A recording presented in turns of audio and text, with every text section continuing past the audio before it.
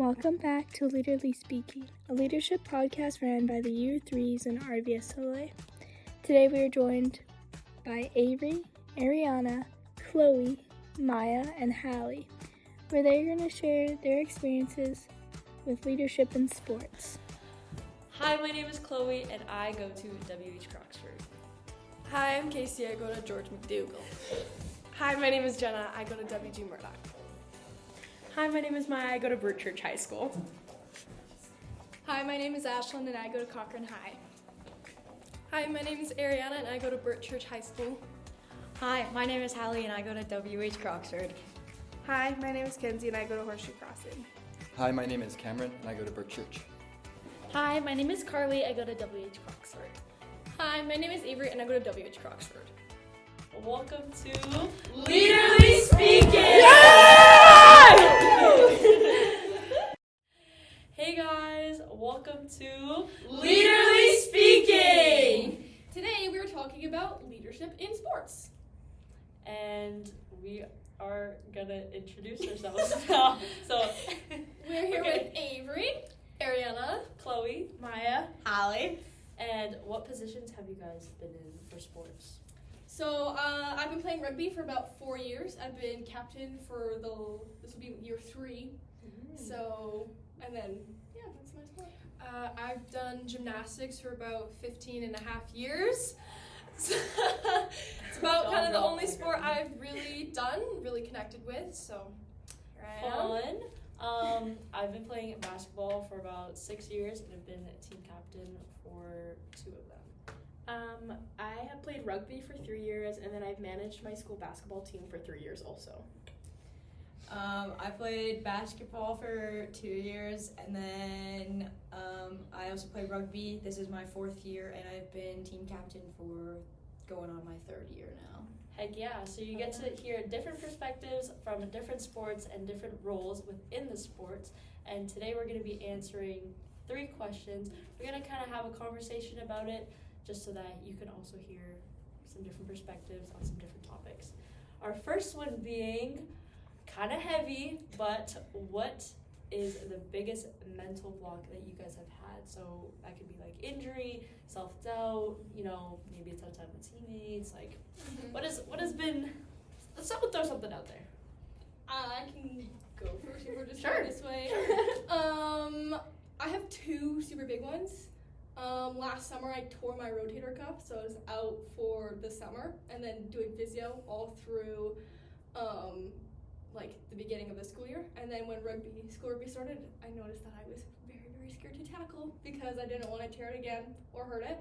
So that was definitely a big one, just because then leading on to that one, imposter syndrome comes in and you're like, do I still deserve a spot on the team? Am I still playing well? Should I still be captain when I have this mental block? So that was definitely my biggest one. My biggest one, I have 2 as well. A couple years ago, I got injured out of a tumbling pass. I landed on my head and completely skinned my elbow. I thought I broke it. I was completely out of it, and it really took a toll on how I was able to do almost everything. I was tumbling at quite a high level, so it really took me down a few, and it was I felt bad. It felt like I wasn't good enough to continue in the sport, and it eventually led to me quitting for 2 years, and I've recently come back. It's definitely been hard. It's very hard to want to go into something because you can do it, but it's always just standing there. It's what if I get hurt? Mm-hmm. What if this goes wrong? What if I stumble on this and then it affects the whole thing? It's you have to really, really think about not thinking, really. No, literally, that's so understandable of having that feeling that you want to, you keep on pursuing it, but you just you're scared that something's gonna happen, so you have to be super cautious. Mm-hmm. And that's what takes away the fun of a sport, is having to actually be cautious about it. And we're all seniors, so it's you don't want to miss out on your senior year. No, exactly. Or crutch across the stage. Oh hell no. Yeah. But I guess I also have to. I sprained my wrist and I broke some sort of bone in my ankle. Could not tell you. All right. Let's not talk about that. And I was out for like the year I broke a bone in my ankle. Hallie was actually there, and she witnessed me sit out for the first 2 months of basketball, and it was so like I just had the urge to just be on the court and play, but I literally physically couldn't because I was walking in a boot. So that definitely took a mental toll, and I've definitely had like coaches or like teammates who have made me second guess and like bring my confidence down of like, do I even want to like pursue this sport anymore? Like they just at one point it didn't feel enjoyable, and that's what really sucked. So that was kind of my mental block.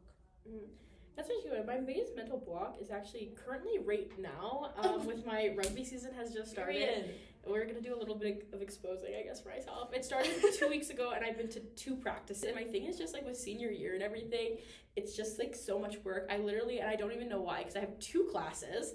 But there's just something where it's, like, I don't want to go. Like, there's Senioritis, bro. Senioritis, it's, like, I don't want to go. Like, I don't want to do it. Like, having to force myself to be like, okay, like, I'm going to go to practice. I've got to get dressed. Like, it's an hour and a half every day. Like, you can trug through this. Like, you can do it. Every single day, like, I don't know what it is, but, like, right now is my biggest mental block, and honestly, like, it's kind of hard to go through and, like, working through it. I've gotten better. Like, I'm going to practice today. I went to practice today.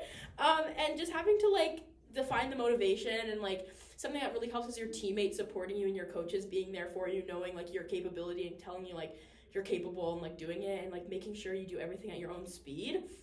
Like, some days if I'm really, really not in it, it's like I don't go. But then other days I might be like, I really don't want to go. But it's like, it's about going. It's like, hey, you're going to do this. You're going to have fun. And it's going to be fine. It's all about showing up in the end. Mm-hmm. Oh, yeah, it's my turn. I think a big mental block for me is definitely my injuries. I'm a very accident-prone person, I guess you could say. I've seen Hallie in so many wrapped things. So so, like, when Hallie gets hurt, it's just not a shocker anymore. It's not. But my grade 11 year playing rugby, I strained my MCL in my knee. Don't know how it happened. I really don't. I still have not figured it out to this day. But I went back the next day, which was a really big thing for me, just because it is, like, my mental thing. Like, I need to be there, and I need to, like, support my team. You need to show up. And I need to watch no matter where I am. Yeah. So I went back the next day. I was on crutches. All of our games were on the very far hill. We pulled her in a wagon. I was pulled around in a wagon that whole trip because I was like, yeah. After the first time there with my crutches, I was like, yeah, no. I'm not going back. I'll just wait here. Yeah. So there is a photo of me sitting in a wagon as our team photo, which is great. Oh yeah. Hell yeah. And then last year, I got tackled weirdly and landed on my shoulder and separated my shoulder and tore my AC. I actually thought she was down. I heard her. Avery yelled from across the field. I heard the crack. I was like, she's not coming back. She's not coming back. I was like, down. I was like laying there and I'm like holding it. I'm like, yeah, how do we think I feel? I like felt it. I was like, this is not fun. So I'm like laying there. So it was definitely a big thing, and I like couldn't play our last 2 games of the season, and I was ready to crash out. I really was, just because it takes like without my like, I don't know. It could just be me, but without my sport, I feel like I have nothing to do, and like I'm just not doing what I need to be doing. So then I'm like, my mental health just goes full on downhill, and then I'm like, well, now I'm in like this state where I'm like yelling at everybody and getting mad at people that I'm not actually mad at for it. For sure. So that was like definitely a big thing for me. And also last year, sorry coaches, we didn't have the best.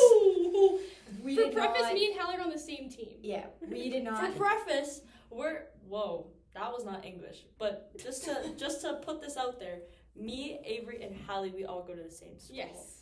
And me and Ariana go to the same school. Yeah. Just to put that out there. All right, so that was all about our biggest mental block. I think we've all had our fair shares of definitely injuries, definitely some funky coaches, I'll tell you that, and just like mentally with ourselves. So I think we've all experienced our fair share over the past 4 years that we've been in high school. The second question is, how do you navigate responsibility throughout your team and as an individual? And this question, meaning a lot of us have been in leadership roles, as in team captains or management, or even in an individual sport. Like, you still have to take account of yourself, and I guess you would want to make your coach look good. So I don't know a lot about gymnastics, but that's what I'm just assuming. But either way, we also have to work hard, and we also have to collaborate, and we all have a collective responsibility. So how do you navigate or balance responsibility within you or your team or even your coaches? Do you want to start with your individual? I can. Yeah, let's do it. I feel like I'm just gonna go off of coming back, because when I quit, it's like you're at that age when you're young, naive, and you think that if you do not succeed on something, then it's like it literally it is. Yeah. It's like emotion is such a big thing, especially in individual sports. I had not very strong emotions, but very internalized emotions when it came to certain skills. I remember vividly my coach. It's like, she was a great coach. I love her. She's so good. But it's one of those things where it's like, you take a athlete who is like doing this recreationally, like, I'm not in competitive. Mm-hmm. We all kind of know a little bit about competitive gymnastics. Oh, yeah. So it's like, to be in a spot where you're not doing it competitively, but you're still doing it for yourself, and like you're competitive within yourself. Mm-hmm. I feel like it's one of those things where it's really hard to like understand how verbal you can be with your coach. There have been many times, and I feel like it's part of the reason why I quit is because I was injured. I lost the love for it. Yeah. Because I wasn't able to progress. They weren't progressing me enough. They weren't challenging me, and it became so repetitive that it's just like, I don't want to do this anymore. And it's like, being in an individual sport, it's you, your mind, your body, and your coach. It's a lot of me versus me. Yeah. And it's like, you can't put the blame on anybody else. So if you mess up, it's on you. It's on you, yeah. And you can't really blame your coach, because they're there to help you. But it's like, how do I, as a 14-year-old, 15-year-old, tell my coach I'm unhappy with the way that you are coaching me, and I'm not satisfied with what I am doing, and I feel like I could do more. So I feel like in a younger age it's a little bit different, but going into it now as an almost adult, it's become easier to understand my coaches and just feel like what I'm doing is like enough. I'm able to challenge myself, and my coaches are able to understand that I'm not here to like perfect this skill. I'm here to push myself. I want to see how much I can do in like one thing, whether it's trampoline, double mini, tumbling. It's like, I've learned that in order to be successful with something that is like something I truly, truly love, I need to be able to communicate what exactly I want out of this for me. And it's like, if you have a good coach, it's easy to work with that. But if you're stuck with like somebody who doesn't really understand that, and they're just there because it's their job, they don't really understand like somebody's connection with the sport. And I'm very grateful, because all the coaches that I've had, they've known me for years, and they know why I quit and why I've come back and stuff. And I feel like it's made it so much easier for myself to realize that, hey, maybe if I'm like having an off day, they can give me something else that is still gonna challenge me, still gonna make me feel like, hey, I showed up today and I did really, really well, instead of going home unfulfilled and feel like I could have done better, or I could have done more. And I feel like it's really important to communicate that, where it's like, you know, I'm not feeling like flipping backwards today.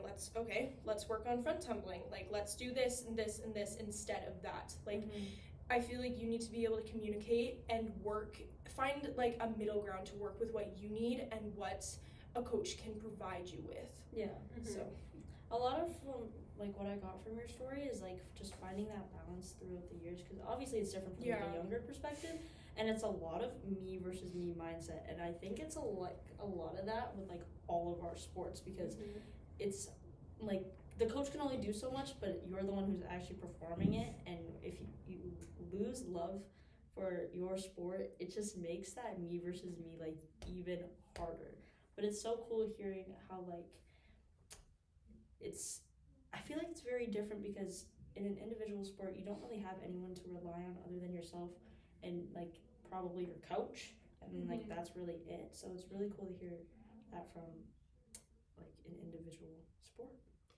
Like within like a competitive team, of course you'd have like your teammates, but you're all competing against each other. There's no like middle ground where it's like technically it's like if you win, your whole club wins, but really it's that individual win.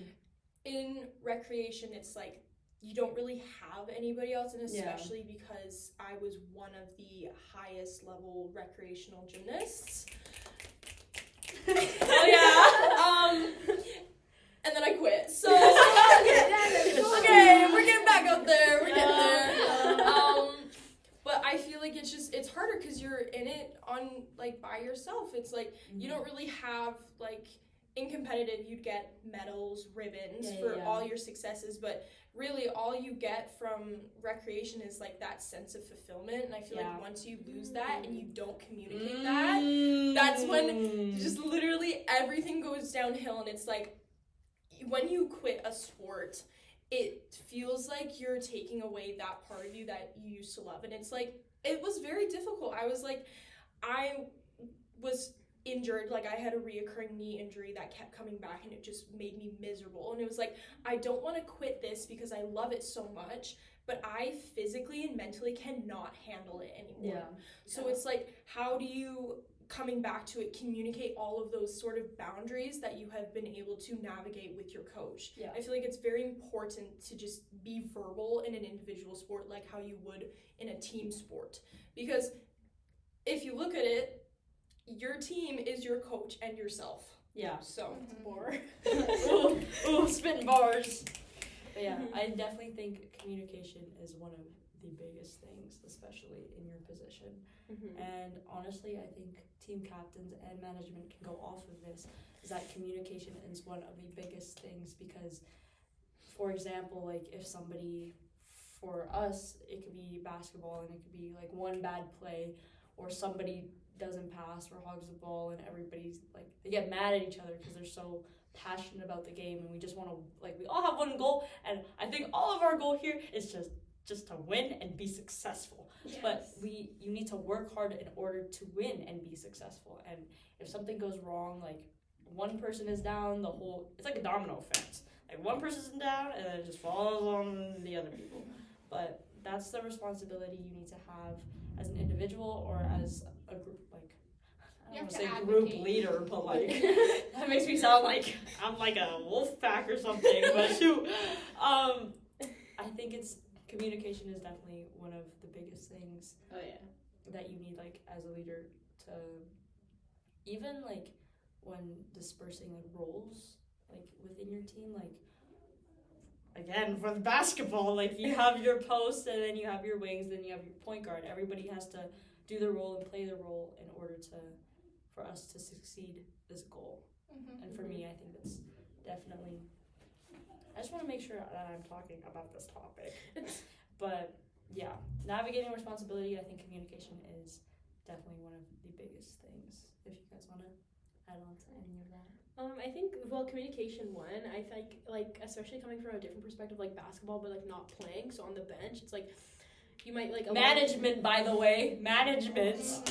I think is a big thing with me, and again, going back to like imposter syndrome, it's like, what am I even doing here? Like, one, I've never played a game of basketball in my life. I can't dribble a ball. I can't shoot a ball. I don't know anything about the game. Like, literally, I had no clue. It was like finding my role and my responsibility on the team was like kind of weird, and navigating that through that process, like, for the past 3 years. And it wasn't until like this year I really found it, where I was like, okay, this is what I'm doing. This is what I'm here for. Like, I'm here for this reason. Like, and a big thing is like, like, what am I doing? So it's like communication, making sure we're all communicating, like even if I'm not on the court with all of them, making sure like on the bench we're all giving energy and we're all communicating this, we're all communicating our frustrations with each other, so that it's like we're building like a healthy communication instead of just letting it all bubble over and then one day Or just like or we're all fighting, and that's never good for a team. So making sure you're navigating that, and then even like during practices where it's like, oh, okay, are you in charge of this, or should I do, or do you want me to do this, or like what would you like to do? And like even just like that, like it's a very as small as a role as it could be, like as a player you still do a lot with the team and are an important involvement in it, and I wouldn't say like without me there our team would not be successful or like not doing it, but I could proudly say that. No, our team, love my girls, love my basketball girls. Anyways, but like I think it's just such an important thing for communication and then figuring out what you're doing. And honestly, it takes time, and of course like you're not always gonna, every day you're not gonna be like, I know I'm here with a purpose. Some days you're gonna be there and be like, what the hell am I doing here? I literally don't know I don't know what I'm doing. It's like my first day on earth, like I'm new. And it's gonna feel like that all the time, and that's like okay, and finding that out is okay, and it's okay.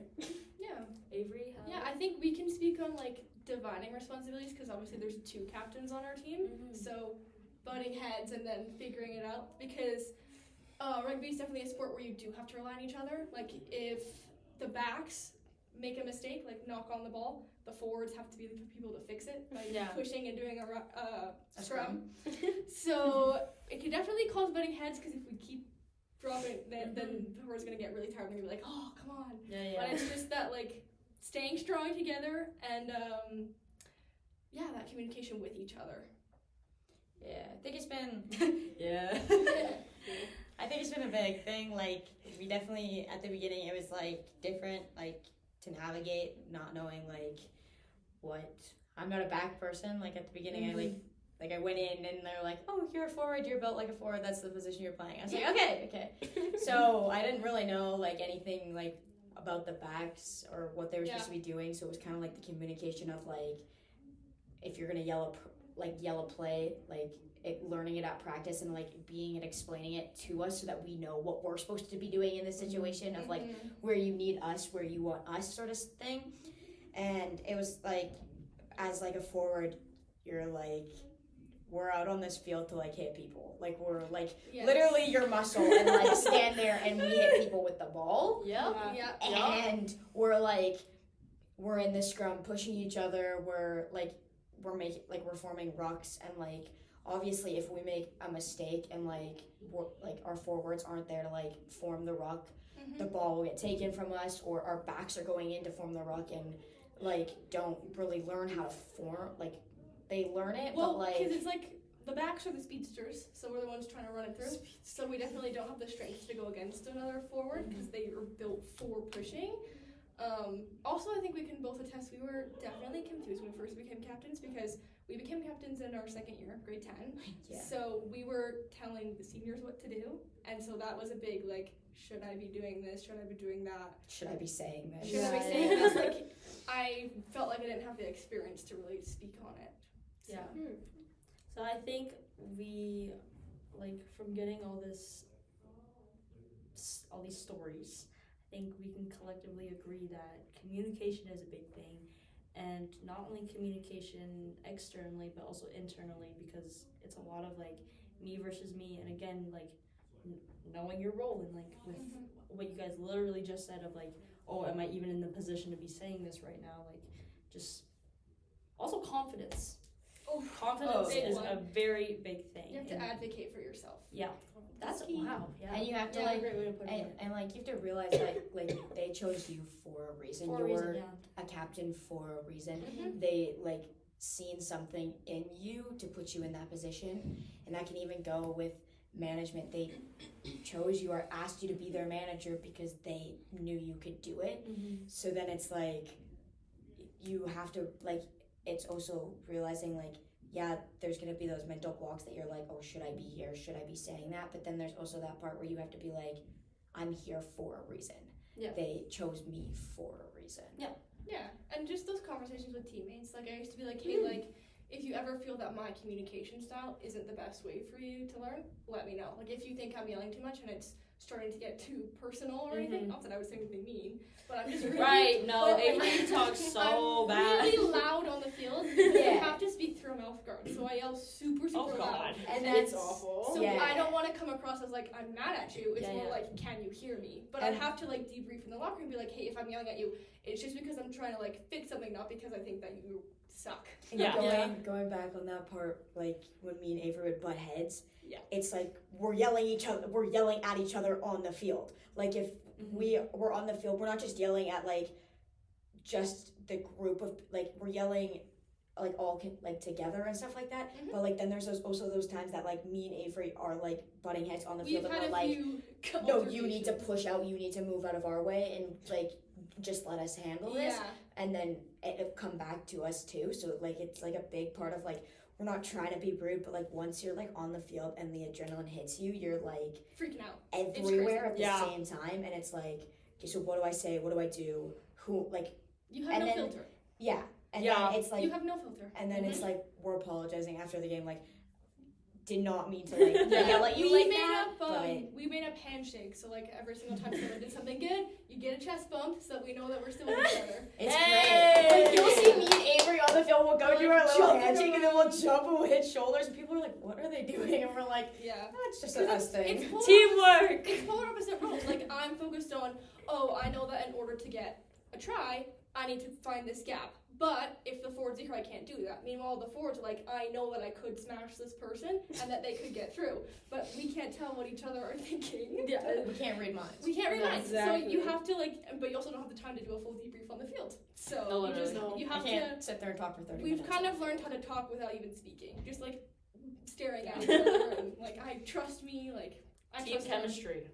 Yeah. That's a big one. It takes time though. Yeah. You have to 3 years in the making. Oh my goodness. All right, so now we're on to our last section of this podcast. I hope you guys are enjoying it so far, but we just wanted to share a fun thing and either a big goal or achievement or a fun memory that we've had over the past 4 years and what all of this hard work paid off for and just a moment that we enjoyed. I can go first. My biggest achievement was last year I won the CAB award for our team. Yes! So, for those who don't know, Croxford does 2 awards per team. One of them is MVP and one of them is the CAB award. Yep. MVP is pretty self-explanatory. The CAB award is like showing up for the team, being well-rounded, communication, like staying positive. I got that one. I'm shooting for MVP this year. We'll see.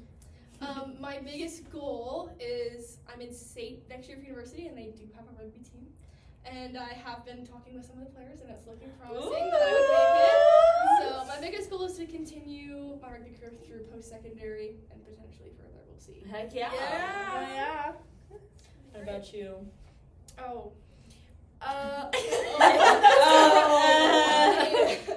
Honestly, I think my biggest accomplishment is honestly just returning.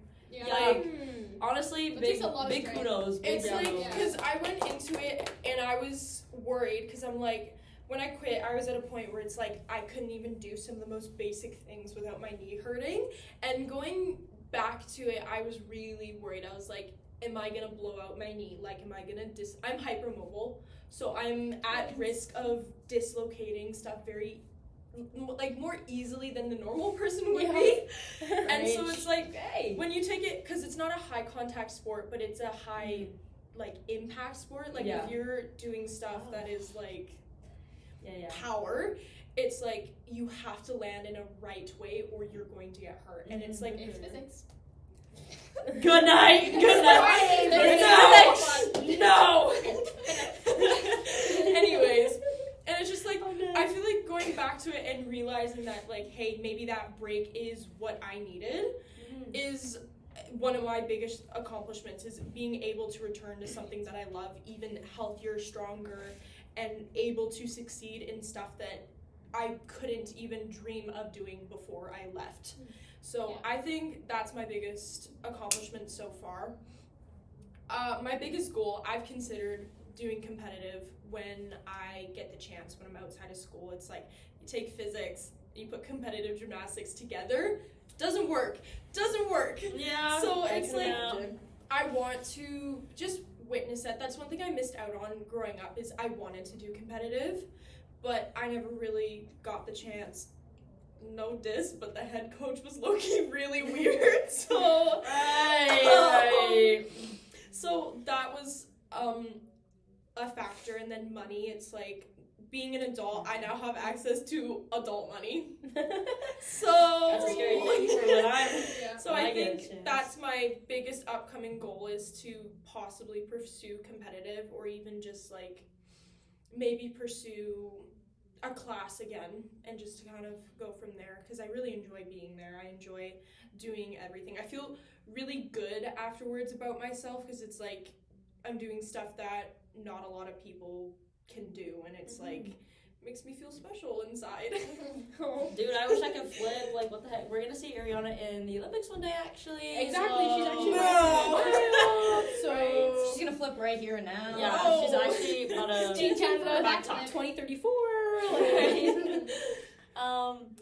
I think one of the biggest accomplishments is that in Crocs, we made history this year, and we're the first ever girls basketball team to make it to provincials, which we did place 9th, but you know what? It's okay because we had fun, and like that was our team's goal, was just to win zones even, and to make it to provincials. Like that wasn't even the first thing that crossed my 9th mind. in the whole province. Yeah. 4-4-8 is It's actually pretty awesome. good, right? At least we're top 10. And I think that was a very big accomplishment, and we've won. There's many other accomplishments, like winning BCI, or like just winning like little tournaments here and there. But yeah, I think that was one of our biggest accomplishments within our 4 years. But my biggest goal, I'm not gonna lie, I don't think I will be pursuing basketball anymore, but I think one day, I do have a couple connections, but I would love to coach little You'd be a kids. great coach. Thanks! Such a good coach. I would love to coach little kids on how to be the next LeBron James. So Yeah. if I could develop those little kids into being the best people, players, teammates that they could be, that would definitely be a goal of mine. I think a really big achievement of mine this year was with my basketball season ending. I think out of the 3 years, I didn't really even know what I wanted to come out of it. In grade 10, when they asked me and they were like, "Do you want to be the manager?" I was like, why not? Like, no one else is doing it. I might as well. It was kind of out of competition because my friend was already the manager for the junior team, and I was like, I'm going to be the manager for the senior team. And then I did it, and I was like, oh. And then I was like, look at me. But then it's like, what am I getting out of this? And I think my biggest accomplishment was I made so many friends and connections, and I really immersed myself in a sport that I had no clue about. And I think it was so good. Like, I met so many basketball girls, and they're all so nice. I made, like, me and my team this year, like, we're all so close, and it's like coming to the end of like that senior year and just being like, wow, like looking how like what I've done and how far I've come, and all the coaches that I've met, and like everything, all the tournaments I've done, and all the girls I've met through a sport that I would have never even imagined even coming close to like touching or being a part of. Like, I think that was one of my biggest accomplishments. And then I think one of my biggest goals would be for rugby, and maybe just like, I think like this year just kind of being the best I can be. I think both years I put my all into it, and in my 12th grade season it's just to put my all into it, make it back to provincials. But I think my biggest goal this year, is just basically to put my all into it like I always have done, and just achieve greatness. Yeah. So I think that's my biggest goal. Oh, I was not prepared. I even know I had the whole line to be prepared. I think a big achievement for me is just being captain.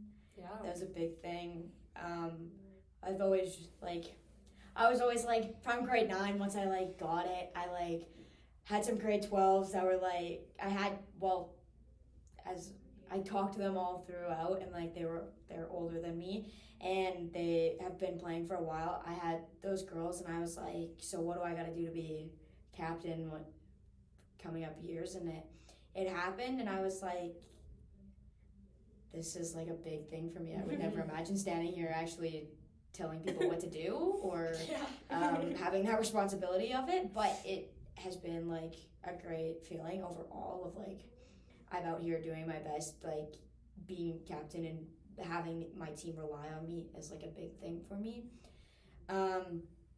I also want to continue rugby after high school. Heck yeah. I've talked to our head coach this year, and I've talked to one of the teachers at our school, and both of them have told me that they will help me reach out to schools and kind of like look at where I have the opportunities to go of what I wanted for like the classes that I want to take, but also to be a part of the rugby team.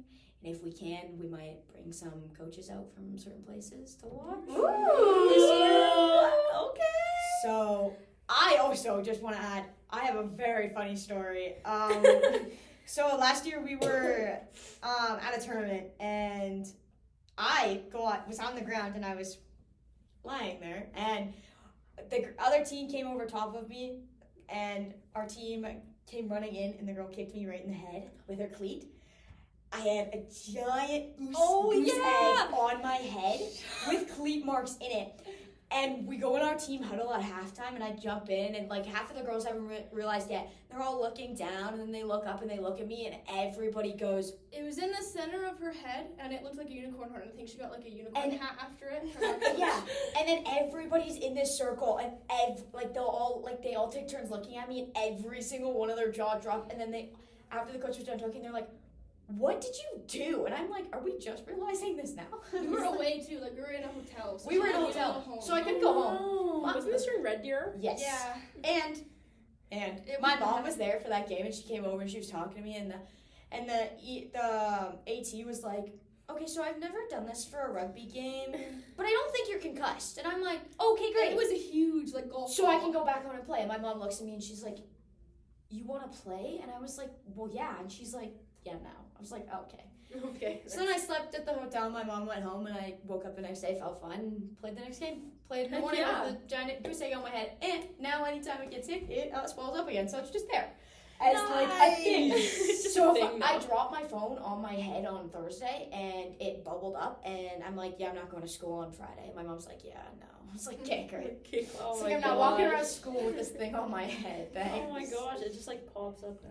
Yeah. It's literally like funny. it's big. It's like the size of a golf ball too. Like, I have a it's in the picture. middle I'll of show the you after. floor. Okay, can we like insert a picture into the podcast? Yeah, can we? Oh, wait, can you just put this Insert- picture right here? Insert picture here. Yeah, right here. It's gonna cover Maya's face, actually. Alright guys, this is the end of our podcast. I hope you guys enjoyed listening to our stories. And this is Lead-erally Speaking! Till next time. Bye! My name is Chloe, and this is me signing off. I'm Casey, signing up. I'm Jenna, signing out. I'm Maya, signing out. I'm Ashlyn, signing out. I'm Ariana, and I'm signing out. I'm Hallie, and I'm signing out. I'm Kenzie, and I'm signing out. I'm Cameron, and I'm signing out. I'm Carly, and I'm signing out. I'm Avery, and I'm signing out. Alright guys, this is the end of our podcast. I hope you guys enjoyed. This is Lead